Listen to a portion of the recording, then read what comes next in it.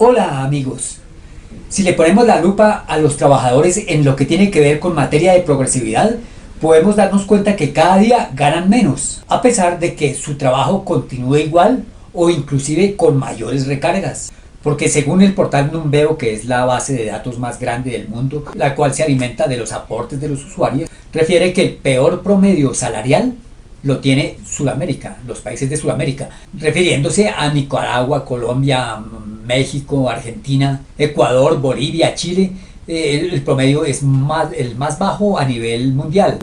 Se promedia entre 270 y 632, que es el promedio más alto que lo tiene Chile. En Colombia, en los últimos 10 años, la gente que devenga menos de un salario mínimo se ha aumentado del 44% al 47%. Esto de acuerdo a las estadísticas del DANE, Departamento Nacional de Estadística. Y el ENOE, Encuesta Nacional de Ocupación y Empleo en México, también refiere que solo el 3.33% de la gente ocupada gana 5 salarios. ¿Qué nos indica esto? Que hay una ausencia de progreso para los trabajadores.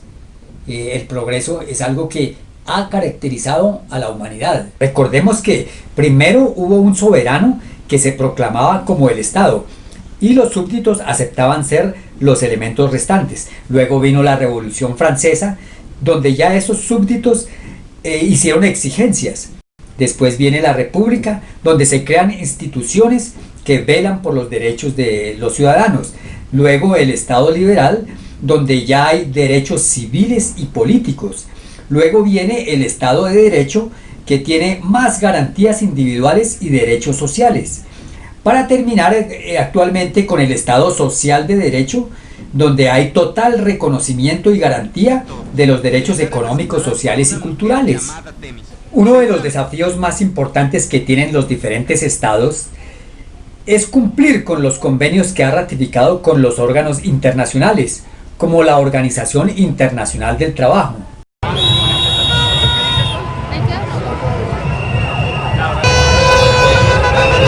Entre otros señala la protección al salario, que fue ratificado en 1949. También el Pacto Internacional de los Derechos Económicos, Sociales y Culturales, los cuales tienen un enfoque de obligación y compromiso estatal.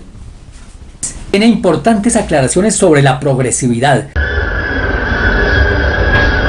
sobre la prohibición de regresividad, como también el respectivo comité, el cual contiene resoluciones que son verdaderas herramientas a la hora de hacer las justas reclamaciones que pueden hacer los trabajadores reclamando sus derechos fundamentales. Y esto se convierte en un problema por resolver para el Estado, dado que al no solucionar por medio de los mecanismos jurídicos que tiene a la mano para ello, entonces se ve abocado a afrontar las huelgas y protestas que se derivan y ejercen de forma legítima, como lo reza el artículo 56 de la Constitución Nacional.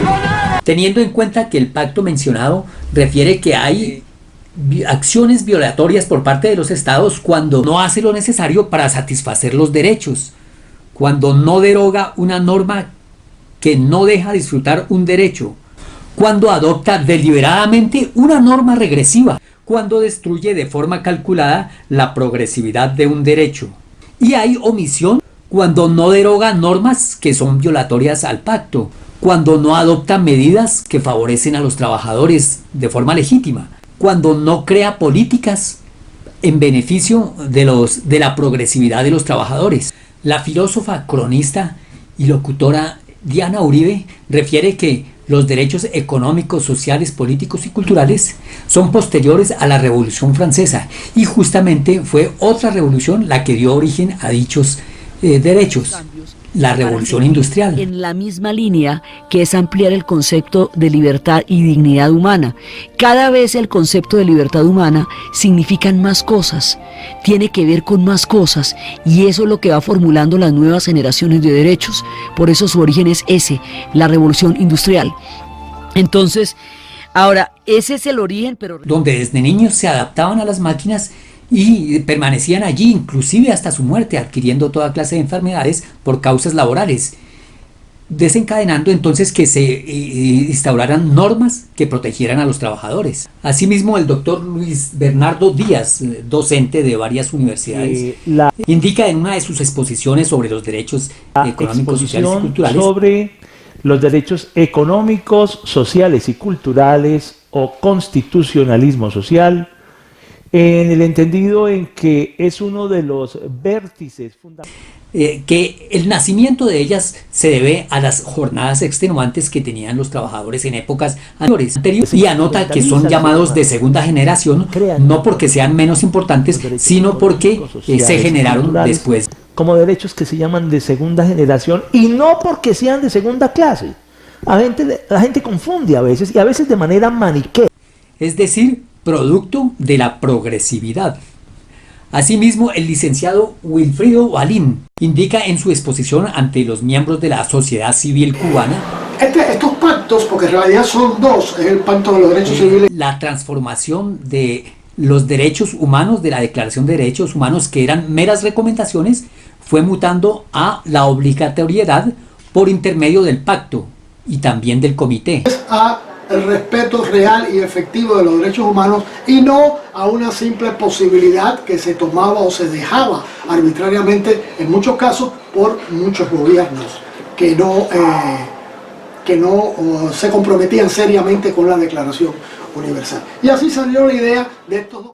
Así que, como lo refiere el gran escritor y jurista Luis Alejandro León Franco en uno de sus escritos, refiere que ante el aumento de la correlación entre los estados, entre las entidades, entre las personas, los derechos humanos pasan a estar en un escenario de riesgo. Por lo tanto, al colocar la lupa en el factor salarial de los trabajadores, el Pacto Internacional de los Derechos Económicos, Sociales y Culturales pasa a ser congruente con su protección y su defensa.